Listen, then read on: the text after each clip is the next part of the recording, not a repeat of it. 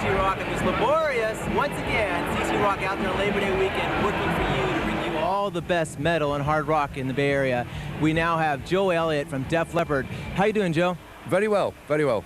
Well, you're on this big tour. I know it's been going on for a while now, the Euphoria tour. You put the album out a little while back, a year and a half ago, and it's going well and strong. Tell me about this album. I mean, I've heard a lot of good things about it. I've listened to it myself. It's got a mix of ballads and rockin'. I mean, you tell me what you think about it. It's just what I would have to say is a typical Def Leppard record, which is very varied. You know, we've never been a band that's just done 10 songs that are all the same.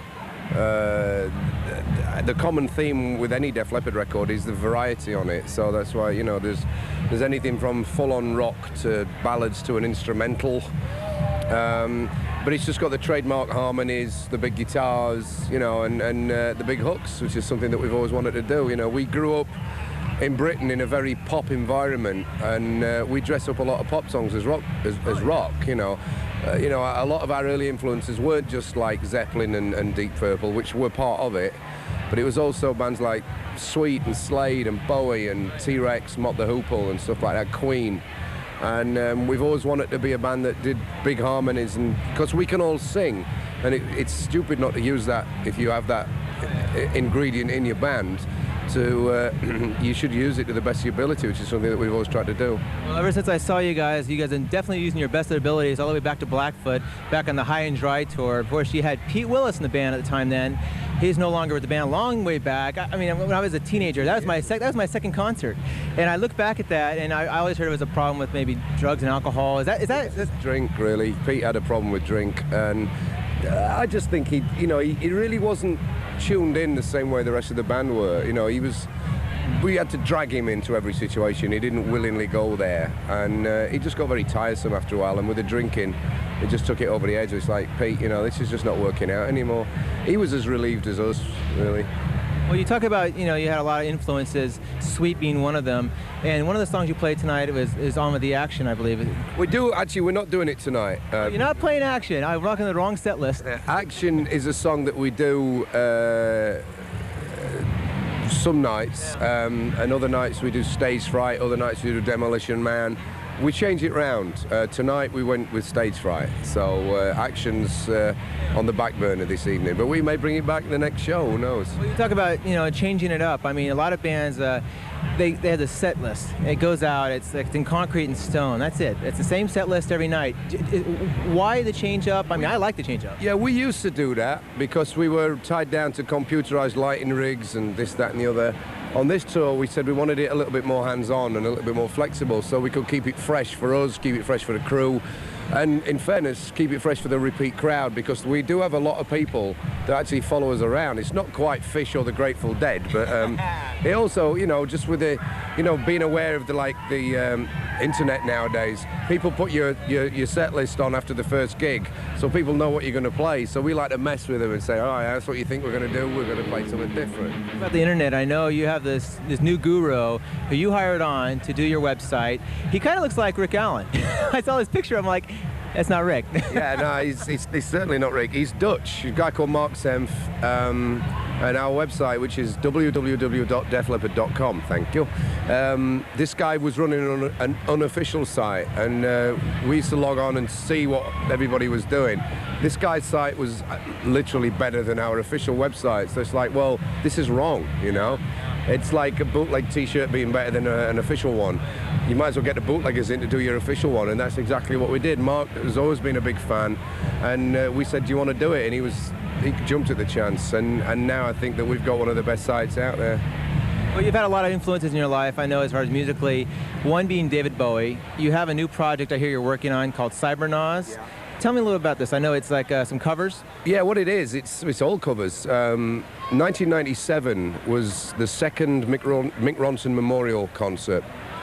We did one in 94, and the proceeds of that, when they were eventually gathered together and counted up, went towards building a memorial stage in a park in Hull, in England, which is Mick's hometown.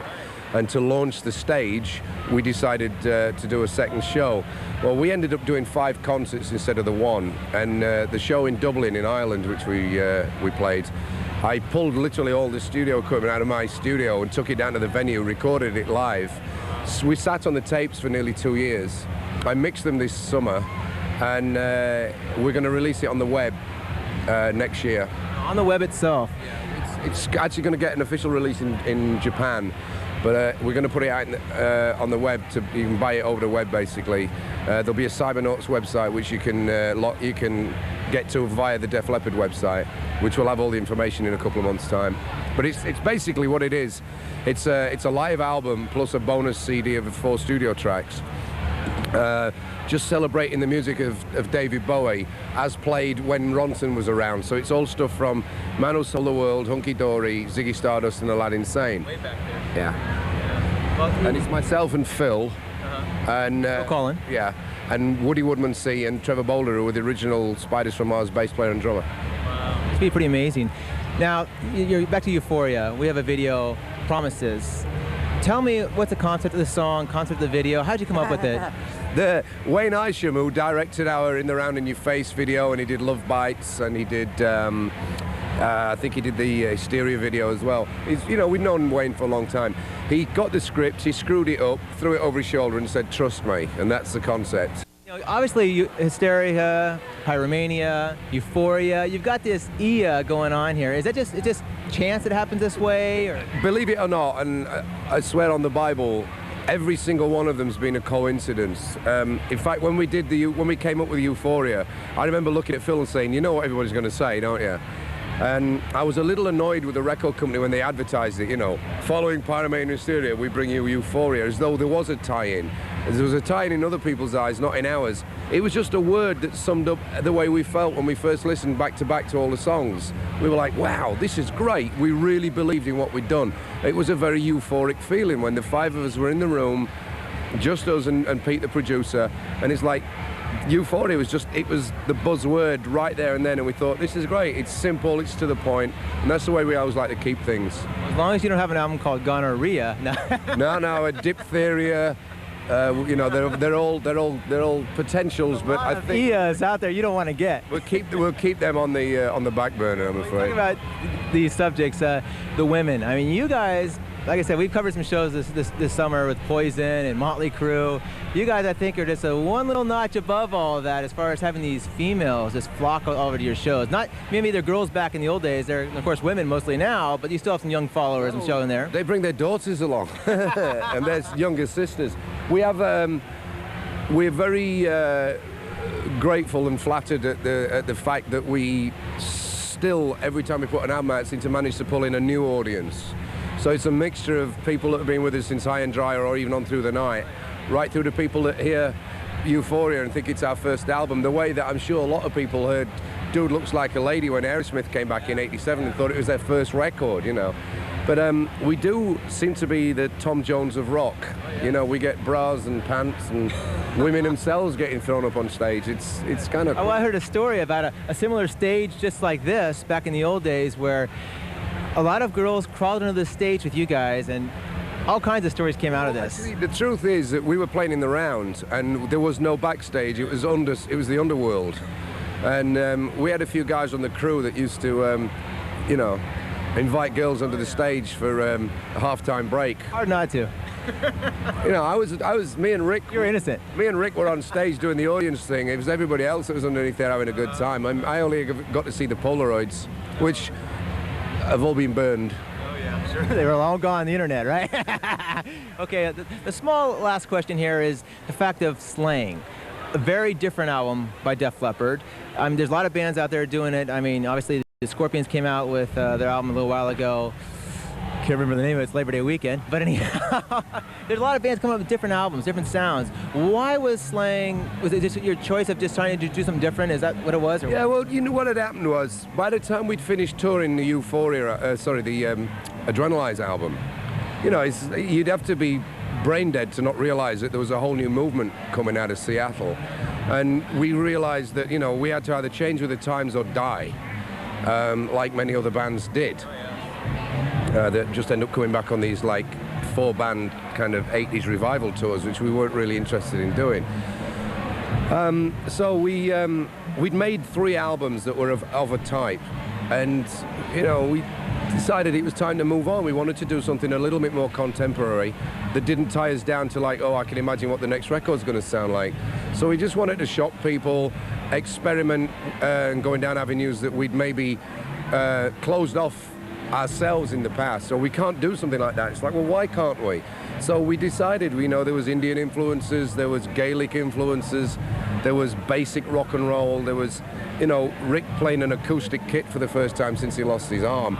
A lot of live recordings in the studio. We just wanted to try something a little different, we even jokingly said, let's call the album Commercial Suicide, because we knew exactly what we were doing, but it was something we had to get out of our system. Like I said, the whole marketplace had been flooded with commercial pop rock, and we got, I think, unfairly lumped in with a lot of these other bands. We'd only done the 3 albums in 9 years, so we could hardly be blamed for flooding the market. It was all the Def Leppard copyists that flooded the market, and we had to distance ourselves from them, so we decided to just reinvent the whole sound. 7 years after the fact, we felt comfortable making another classic Def Leppard record, which is what we wanted to do. That's what actually Euphoria is. Euphoria is, but the Slang album was, I wouldn't like to say an experiment, but it was just a direction that we wanted to go in, and we've never let anybody dictate to us, like A&R people or whatever, how we should sound. It's like, this is it, you don't like it, hey, we'll give it to somebody else. Last question is, obviously the Bay Area has been dying for you guys to come around for the last couple of years. The last summer you guys couldn't make it by. This summer it doesn't look like it's going to happen really either. This is the closest we're getting in California. When are you coming back to the Bay Area? Well, we go wherever the demand is, and unfortunately there's certain places on the in the States, and it happens to be a lot on the West Coast where there is no demand. Really? I mean, in LA.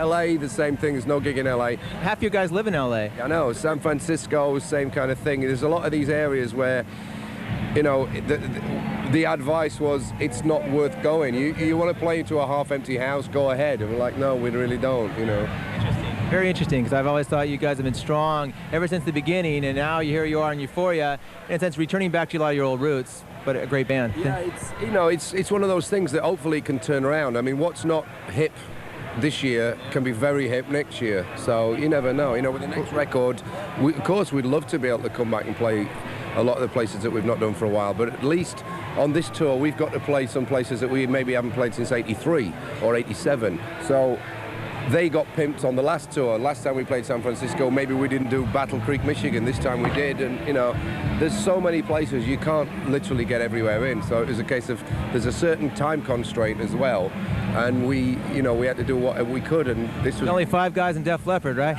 Until they can clone us, this is it. You got some pigs out there like that, but you guys ain't pigs.